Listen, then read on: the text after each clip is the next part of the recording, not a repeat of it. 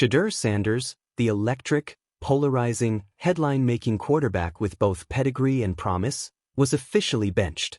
Not rotated out. Not held back to develop. Benched. Cold. Like he hadn't been lighting up college football just months ago. Like he wasn't the most exciting thing to happen to this team since, well, ever. And the man behind the decision? Jimmy Haslam. The same Jimmy Haslam who's made a career of doing the wrong thing with weird confidence. If you've followed this team for more than 10 minutes, you know the drill. Splashy hires, questionable firings, desperate trades, and now, this. But here's the twist. This time, the backlash came in fast, furious, and from every direction. Fans, sports media, even former players started to ask the same thing. What is going on in Cleveland? Because this wasn't just about a quarterback. If you're into the real story and all the messy twists they don't show on highlight reels, go ahead and subscribe. And if you're sticking around to see how this Browns QB chaos plays out, you should definitely be subscribed. This wasn't just about strategy or stats or needing time to adjust to the league. This was about something much bigger. This was about a franchise choking on its own fear of change while pretending everything was fine. And for once, the public wasn't buying it. From the outside, Haslam's move looked like classic old-school ownership panic. Shedeur Sanders represented something dangerous, new energy. He was flashy, confident, media-savvy, and he wasn't part of the system. He wasn't handpicked by the old guard. He represented risk, progress, unpredictability, and that terrified them. The decision to bench him was framed in all the usual PR fluff. We want to develop him the right way. He needs time to adjust. We're protecting his future. You know, all the corporate speak for we're too scared to shake things up. But fans weren't stupid. They knew what they were watching. They saw a front office more worried about optics than outcomes. And they saw a player with more charisma, vision, and leadership than anyone else on the roster just sitting there, holding a clipboard, rotting. You could almost hear the collective ugh ripple across Cleveland. And the timing? Oh, it was rich. The Browns had just rolled out another uninspiring performance with a safe QB who couldn't connect, couldn't scramble, and couldn't inspire. Meanwhile, Sanders sat on the bench with his helmet on, staring into space like someone who just realized they boarded the wrong spaceship. The crowd started chanting his name. Sports radio lit up with callers losing their minds. Twitter turned into a war zone of memes, conspiracy theories, and slow-mo sideline footage of Sanders looking increasingly disgusted. One fan even brought a literal bench to the stadium with "Free Shedeur" painted on it. You'd think the front office would take the hint. But no. They doubled down. Haslam came out with a statement that felt like it had been run through 5 PR assistants and a legal team. "We have full confidence in our coaching decisions," it read. "Our goal is long-term success." Translation? Shut up and trust us. But trust had already been shattered. This wasn't a one-off mistake. This was a symptom. The benching of Shedeur wasn't just a decision, it was a diagnosis. A blinking neon sign that screamed, "This team is stuck in a loop of fear, and it's eating itself alive." Because here's what really stung. For the first time in a long time, fans had hope. Shedeur Sanders brought juice. He wasn't just another rookie. He was the future. He was marketable, confident, the kind of player who could electrify the locker room and give the franchise a narrative. He was the kind of QB you build around, not hide. But instead of leaning in, the Browns slammed on the brakes. And they did it in the most Browns way possible, confusing loyalty with tradition, risk with recklessness, and vision with vanity. The locker room started to fracture.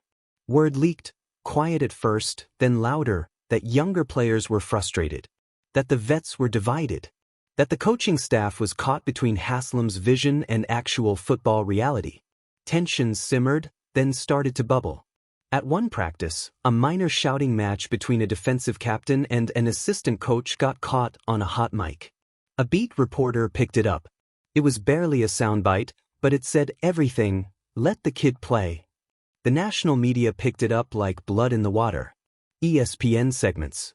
Bleacher Report breakdowns. Skip Bayless foaming at the mouth. The narrative had crystallized. Cleveland had their guy, and they were afraid of him. And look, No one's saying Shedeur would have come in and won every game. He's not a miracle worker. But at least try. At least let the man take a snap that matters. The refusal to even give him a shot felt like sabotage. Not just to Sanders, but to every fan who dared to believe this season could be different. Meanwhile, Haslam kept up the delusional optimism tour, smiling at pressers, making vague comments about building culture, acting like the stadium wasn't halfway to rebellion. It all came to a head when the Browns got stomped, again, on national TV. Empty seats, booing crowds, "Play Sanders" signs everywhere. A stadium that once roared now whispered, and not kindly. Within days, a report broke that ticket sales were tanking. Sponsorship talks were stalled. Merchandise sales had plummeted. And the fan trust score, a real internal metric, apparently, was at its lowest since the Johnny Manziel circus. Sponsors started asking questions. One even pulled out of a stadium activation. A big one. Suddenly, Haslam wasn't just fighting fans. He was fighting the bottom line. Now here's the kicker. All of this could have been avoided. The Browns had momentum. They had a storyline. They had a charismatic quarterback with a famous last name, a social media following, and a chip on his shoulder. They had something to believe in. And they benched it. The poetic justice? That the very thing Haslam was trying to avoid, chaos, rebellion, exposure, is exactly what he got. Instant karma. The more he resisted change, the more everything crumbled beneath him. Because in the NFL, the worst thing you can be is boring. And that's what the Browns became. A team too scared to take risks, too obsessed with control, too loyal to a broken process. And the fans saw it. And they left. There's a cruel kind of irony in watching a team implode from the inside while its savior sits in plain sight. And it's not just sports poetic, it's business poetic too. Haslam tried to manage the team like a corporation. But football doesn't work like a spreadsheet. It runs on energy, on narrative, on fire. And Shedeur was the fire. The question now is, can the Browns course correct? Or is it too late? Because the locker room is restless. The fan base is seething. And Shedeur? He's still waiting. Still watching. Still wondering what exactly he did wrong besides being everything this team needed. It's a dangerous game to bench your future for the comfort of the past. And Jimmy Haslam just learned that the hard way. So here's the mock moral of the week. If you've got a golden ticket, maybe don't leave it in the glove compartment while your franchise crashes into a dish. Play the kid. Earn the playbook. Try something that isn't scripted within an inch of its life. And hey, if you're as baffled by this mess as we are, drop a comment below. Should Shedeur have started already? Is Haslam in his flop era? And what's actually going on behind those closed doors? Hit that subscribe button so you don't miss the next meltdown. We have a feeling this saga's just getting started. The Browns, already deep into PR damage control, try to pivot. They send out a series of curated social media posts, grainy locker room hype, clips of practice throws, even a few black and white shots of Shedeur smiling like everything's fine. A little too fine. But fans aren't falling for it. The comments are absolutely ruthless. Stuff like, "Free Shedeur, why is he practicing if he's never gonna play?" And my personal favorite, "You bench the future for a human turnover machine." The internet has no chill, but it also has no patience for mediocrity packaged as leadership. Meanwhile, reporters start pressing harder. At every press conference, it's the same question wrapped in different flavors. Why is Shedeur Sanders still not starting? And the coaching staff? Oh, they're squirming. Every answer sounds more like a cover story than an actual football decision. We're sticking with our plan. He's learning behind the scenes. We're being strategic. Translation, we're scared of what might happen if we admit we were wrong. And let's be real, at this point, it is about ego. Haslam and his inner circle made a bet that playing it safe would keep things stable. But now the boat's leaking, the crew's yelling, and the captain's pretending he meant to hit the iceberg. But Shedeur? He's not saying much. Just a few cryptic tweets, a couple sideline nods, and some very pointed eye rolls caught on camera. And honestly, that silence is louder than any statement. It's the quiet confidence of someone who knows they're being underestimated, again, and is just waiting for the opportunity to prove people wrong. Because here's the thing people forget, Shedeur's entire football journey has been about proving people wrong. He's dealt with the pressure of being Deion Sanders' son, the skepticism about transferring to Colorado, the hate for his confidence, his wristwatch flexes, his unapologetic swagger. And through it all, he delivered. He's not just hype. He's numbers. He's leadership. He's the guy who turned a struggling college program into a headline machine. And now he's supposed to sit behind some journeyman QB while the Browns slowly bleed out? Make it make sense. And yet, Haslam still won't budge. There's something deeply ironic about this whole situation. The Browns finally have a player who brings media attention, fan excitement, and raw talent all at once, and the ownership is treating it like a threat instead of a gift.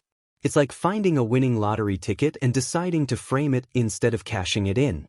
And now, the locker room fractures are starting to show in the worst ways. A rumor leaks that some of the younger players are skipping optional meetings. Another player unfollows the Browns on Instagram. Then someone, a defensive back, likes a tweet calling the coaching staff cowards. It's subtle chaos. Not loud. Not explosive. Just simmering. And that's the most dangerous kind. One game day, things hit a new low. The Browns are trailing again, by double digits in the second quarter. The crowd starts chanting Shedeur's name, not just a few voices, but thousands. You can hear it on the broadcast. The announcers get awkwardly quiet. The sideline cameras cut to Shedeur, and you can actually see him laugh a little. That kind of laugh where you're too stunned to be angry. Like, this is really what we're doing? And then comes the moment. The starter throws his third interception. It's brutal. A total misread. The stadium is shaking now. Fans are begging for a QB change. The camera zooms in on Haslam in his box, arms crossed, dead-eyed. Unmoved. Like a man watching a house he set on fire and insisting it's just going through renovations. Still, no change. And that's when it hits everyone watching. They're not going to do it. Not today. Not until it's too late. And maybe that's the point. Maybe Haslam and the Browns aren't just afraid of change. Maybe they resent it. Because if Shedeur comes in and wins, that means they were wrong. That means the fans were right. That means they benched their golden ticket for nothing. And for some people, swallowing pride is harder than eating a losing season. So the game ends, predictably, in disaster. Another L. Another post-game press conference full of excuses and empty promises. But here's where the karma starts coming in like a freight train. The media flips. Overnight, ESPN drops a feature titled, "The Browns' War on Innovation."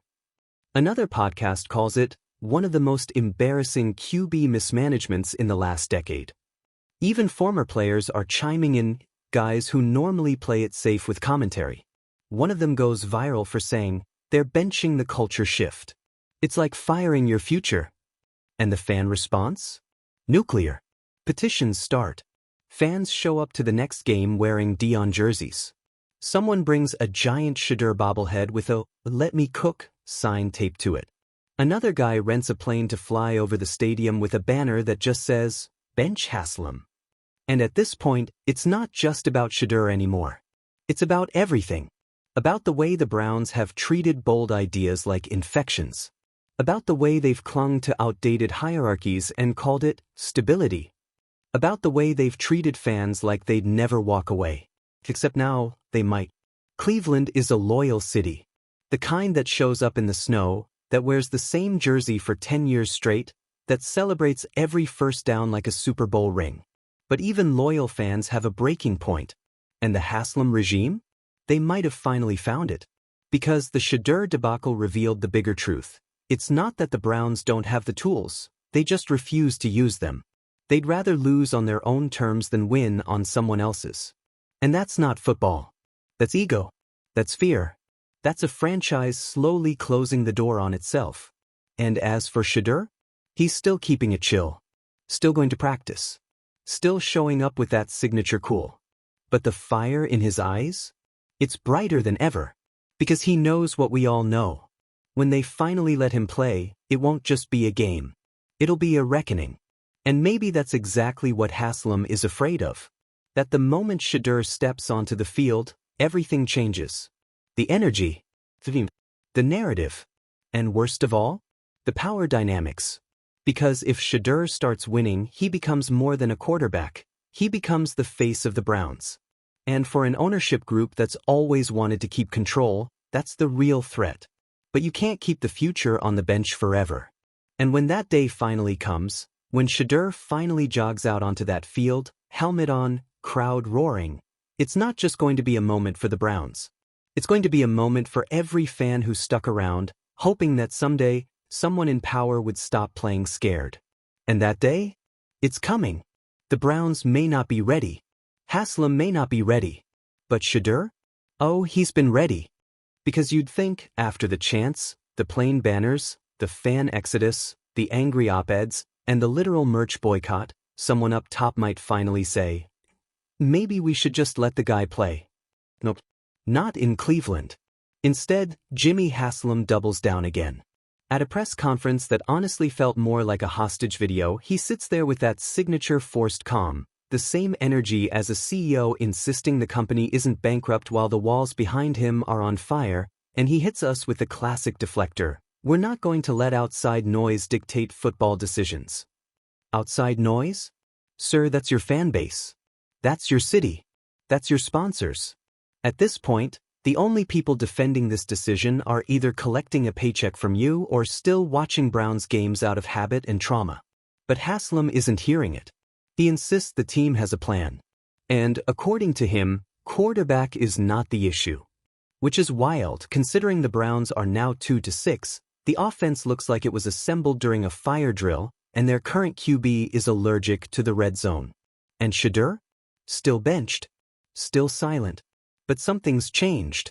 Because while Haslam's trying to squash the mutiny with smooth soundbites and vaguely threatening smiles, the energy on the field is off.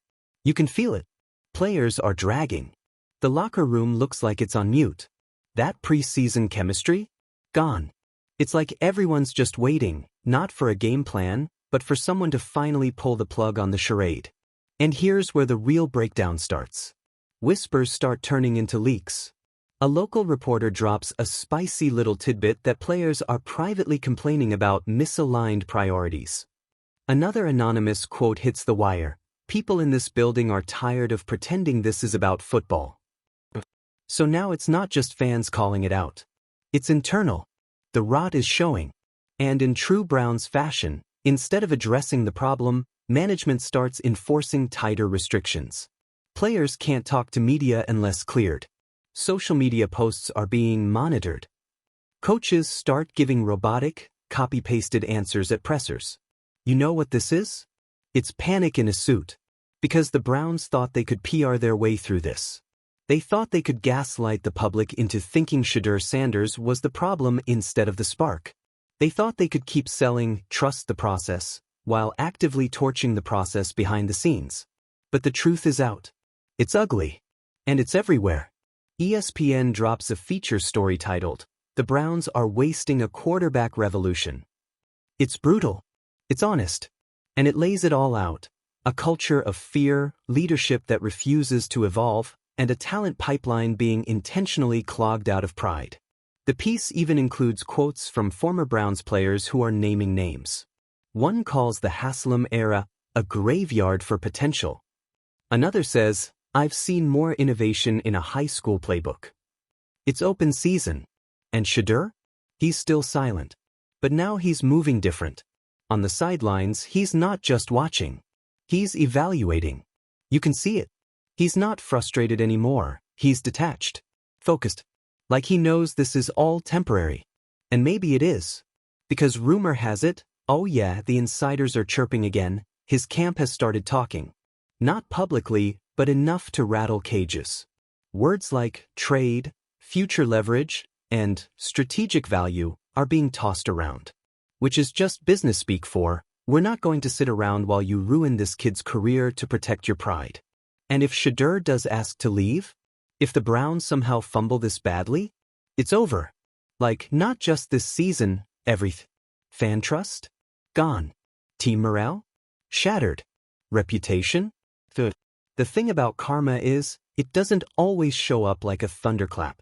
Sometimes it arrives quietly, through empty seats, slumping shoulders, and ticket resale apps filled with desperate discounts. And guess what? Browns games are starting to look like ghost towns. The last home game? Whole sections were empty. Local bars turned the volume down. And fans in rival jerseys were getting cheered. That's how far we've fallen. And just when you think it can't get more embarrassing, a mic'd-up moment leaks. A star wide receiver, caught on the sidelines, saying, "We're wasting our time, man. We got a Ferrari in the garage and they wanna ride a scooter." That one hits. But here's the thing. Even now, even as the ship is sinking, there's still a way out. A final lifeline. Play Shedeur. Just do it. Swallow the pride. Bench the ego. Burn the script and let the kid loose. Because it's not just about winning games anymore. It's about saving face. About showing that the franchise can recognize a mistake and correct it.